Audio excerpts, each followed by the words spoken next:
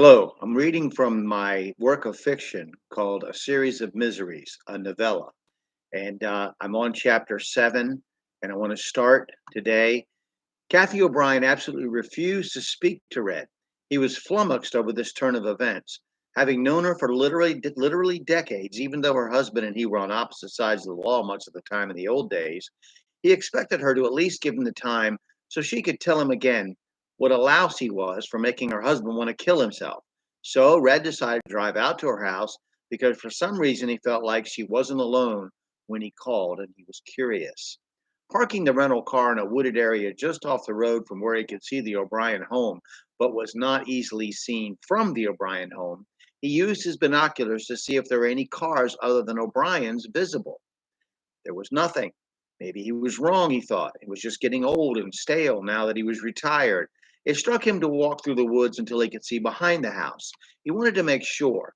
With breathing difficulty and having to stop several times to check his oximeter and wait until his blood O2 went back up above 90%, he managed to get a good angle in the trees.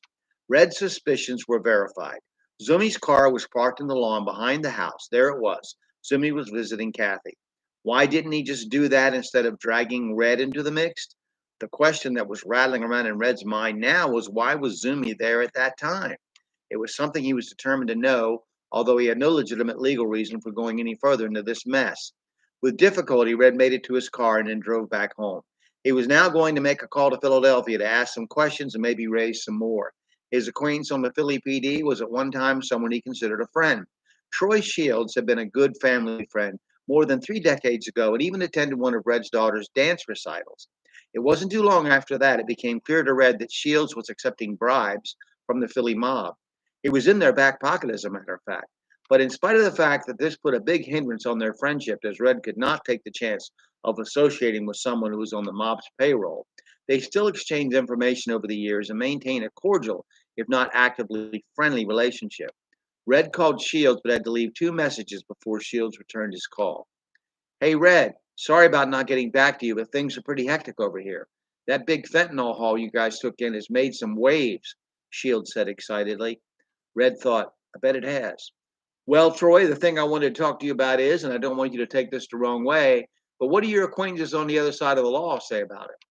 Troy was silent for a second. I was cold, Red. Red replied kindly, I didn't mean to be snarky, Troy. That's okay. Well, Red, I can't say much, but I can tell you this. Some people are pretty pissed off, especially considering your chief's involvement. Red screwed his face up in confusion and spoke slowly into the phone. What do you mean? Again, there was silence for a moment or two.